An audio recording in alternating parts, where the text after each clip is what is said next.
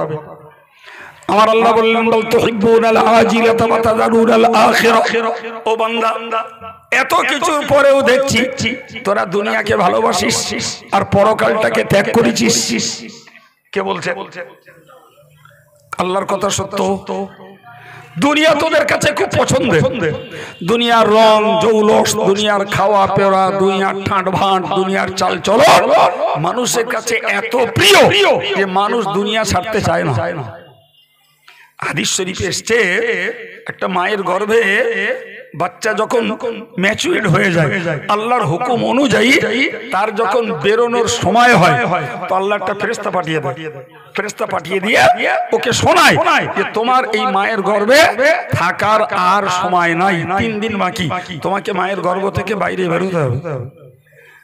রাসূলুল্লাহ বলেছেন ওই মায়ের গর্ভের বাচ্চাটি তখন আকাশ ফাটা কান্না কাঁদে। কেডা কাঁদে? কথা বলে বাচ্চা। তা আমরা মেশিন নিতে বেরিয়েছি না মার গর্ভেতে, আমরা কেঁদিলাম না কাঁদিনি? এই রে কেঁদেছিলাম। জি, ওইটাই তো নিজেরটা নিজের স্বীকার করতে হবে। রাসূল বলেছেন, আব্দুল কাইয়ুম বলছে না, তাহলে রাসূল যখন বলেছেন আমরাও কেঁদেছিলাম। সাহাবীরা বললেন ইয়া রাসূলুল্লাহ ওই বাচ্চার কান্নার কারণ কি? প্রিয় নবী বলেন বাচ্চার কান্নার কারণ দুটি। একটি হলো সে মায়ের গর্ভের ওই জায়গাটাকে খুব ভালোবাসে, খুব ভালোবাসে, ওখানে 9 মাস ধরে থেকেছে তো খুব পছন্দ হয়েছে জায়গাটা। জি, ফলে এই জায়গা থেকে আবার কোথায় নিয়ে যাবে সেই জায়গাটা এত সুন্দর হবে কিনা ওই দুঃখে ও কাঁদে। আচ্ছা বলেন মায়ের গর্ভের জায়গা কি সত্যি সুন্দর? একদম না, একদম না। পাতলা ফিনফিনে ঝেঁঝির পাতের থেকেও পাতলা একটা বেলাড়া, ওর মধ্যে সেজদার হালাতে একটা মানুষ, একটা বাচ্চা থাকে। যত বয়স হয় ওই বেলাটা ততই ফেপে ওঠে। সেজদার হালাতে থাকতে হয়। একটা মহিলা যেমন সেজদায় থাকে, মেয়েদের সেজদার পুরুষের সেজদা একরকম। মেয়েদের সেজদা হয় মাটির সঙ্গে হাত জাপটানো, পা জাপটানো, পুরো মাটি সাপটা, তাই তো নাকি? ওই হালাত হয় মায়ের গর্ভে বাচ্চা। ওই জায়গাটা তার ভালো লাগে। আর কি মায়ের গর্ভে খায় সে মায়ের মাসিকের রক্ত। বাচ্চা ইস্যু হলে মাসিকের রক্ত বন্ধ হয়। বাচ্চা ইস্যু হওয়ার পরে যদি রক্ত বার হয় ওটাকে আমরা রোগ ভেবে ঢেকার করি। যে বাচ্চা ইস্যু হওয়ার পরেও মাসিক চলছে মানে এটা রোগ। প্রিয় ভাই এখন আপনি বলুন যে ওই খাবার আর ওই জায়গা দুটোর একটাও কি আমাদের কাছে পছন্দসই? অথচ যখন মার গর্ভে ছিলাম ওইটাই এত ভালো লেগেছিল যে ওই জায়গাটা ছাড়তে চাইনি বলে কেঁদেছিলাম। কিন্তু সময় হয়েছে, আল্লাহর হুকুম হয়েছে, বাইরে বার হয়েছি।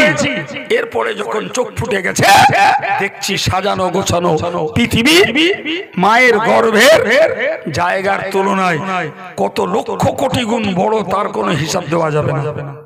আর ওখানে ছিল এক খাবার, সেটা রক্ত। ওই খাবারটা দুনিয়া তো আল্লাহ হারাম করে দিয়েছে না করিনি? জি, সেই জায়গায় আল্লাহ হাজারো খাবার, জি ফলের খাবার, মিষ্টির খাবার, উদর পূরণের খাবার, কত রকমের খাবার আল্লাহ দুনিয়ায় ভরে রেখেছে। ফলে এখন আর দুনিয়াতে যেতে ইচ্ছা হচ্ছে না। ওই মার গর্ভতে এখানে আসতে ইচ্ছা হচ্ছিল না, আর এখন আর এখান থেকে যেতে একটা সবাই যদি বলি ভাই এই সামনের দিকটা খালি খালি আছে, আপনার একটু উঠে সামনের দিকে আসুন, তাও একজন বসে আর একজনের ঠেলে বলে জানা সামনে, ও আসবে না, মনে করতে এই বসে আবার ছাড়বো। আমার শুধু এই শুনলি দেখলি মনে হয় যে এরা এই 1 ঘন্টার জন্য 2 ঘন্টার জন্য বসে তাই জায়গা ছাড়তে চাচ্ছে না, দুনিয়া ছেড়ে কবরে যাবে কি করে। কি হায় রে, রাসূলুল্লাহ বলেছেন, আমি বলি নাই, আমার আল্লাহ পাকের হাবিব বলেছেন বান্দা যখন জান্নাতে যাবে জান্নাত যখন বান্দা পেয়ে যাবে, ওই বান্দাকে যদি বলা হয় ও বান্দা তুমি একবার দুনিয়ায় চলো, প্রিয় নবী বলেছেন দুনিয়ার মানুষগুলো মায়ের গর্ভে ফিরে যেতে যেমন ঘৃণা করবে, মায়ের গর্ভে ফিরে যেতে যেমন নারাজ হবে, এক জান্নাতি মানুষগুলো এই দুনিয়াতে আসতে তেমন ঘৃণা করবে। সেই যে দুনিয়ায় এত মহব্বত, এই দুনিয়া তো আদম হওয়ার পায়খানার জায়গা, ওই সেই নিষিদ্ধ গাছের ফল খেয়ে এলো পায়খানা লেগে। আল্লাহ বললেন জান্নাত পায়খানা করার জায়গা না, পায়খানা করতে গেলে দুনিয়া যেতে হবে। তা আদম হাওয়া এসে এখানে পায়খানা করলে, সেই জায়গা আমার কাছে এত প্রিয়, থাকতে রাজি তো নই, উপরন্তু এ জায়গার সুখ সমৃদ্ধি সচ্ছলতা, এ জায়গার অর্থ, এ জায়গার বিলাসিতা ভোগ করার জন্য ন্যায় অন্যায় হারাম হালাল এবং পাপ সওয়াব কোনটার বাদ বিচার নেই। যেখানে স্বার্থ সেটা অ্যাকসেপ্ট করতে আমরা বাধ্য। নাউজুবিল্লাহ বলে আল্লাহ পাকের নবী বলেছেন, আল্লাহর নবী বলেছেন উইদ্দাতিল মুত্তাকিন, জান্নাত বানানো হয়েছে মুত্তাকিনদের জন্য, পরেজগারদের জন্য, আল্লাহ ওয়ালাদের জন্য। মালা আইনুন রাআত, পৃথিবীর কোন চোখ আজ পর্যন্ত জান্নাতের সৌন্দর্য দেখতে পায়নি। ওয়ালা উযুনুন সামিআত, জগতের কোন কান জান্নাতের পূর্ণ বিবরণ আজও শুনতে পায়নি। ওয়ালা খাতারা কলবু বাশার, আজও পর্যন্ত পৃথিবীর কোন মানুষের হৃদয়ে জান্নাতের প্রকৃত আরাম আয়েশ আর সৌন্দর্য মানুষের অন্তরে অনুভব হয়নি। ওই জান্নাত বানানো আল্লাহর অনুগত বান্দাদের জন্য, ওই জান্নাত বানানো আল্লাহ পাকের কোরআন প্রিয় নবীর হাদিসের হুকুমগুলোকে মান্যকারীদের জন্য ওই জান্নাত বানানো। সম্মানিত ভাইরা আমার, আমি আপনার কাছে নিবেদন করে বলবো, আল্লাহ আমাদেরকে যাদেরকে ন্যায়ের পথে, ঈমানের পথে, নেকির পথে রেখে দিয়েছেন, আমাদের বেশি বেশি করে আল্লাহর কাছে দোয়া চাওয়া উচিত, যাতে করে আল্লাহ পাক আমৃত্যু আমাদেরকে এই আদর্শ আখলাক আমলের উপরে কায়েম রাখেন। বলুন আমিন। আর একটু জোরে বলেন আল্লাহুম্মা আমিন। আর আমরা আমাদের জেনারেশনের জন্য, পরিচিত মানুষদের জন্য, আমার প্রতিবেশীর জন্য, আমার বন্ধু বান্ধবদের জন্য চেষ্টাও করি, দোয়াও করি যে আমার ঘনিষ্ঠ নিকটতম পরিচিত যারা, তারা অন্তত সংসারের সঙ্গে ধর্মটাকে নিয়ে বাঁচুক।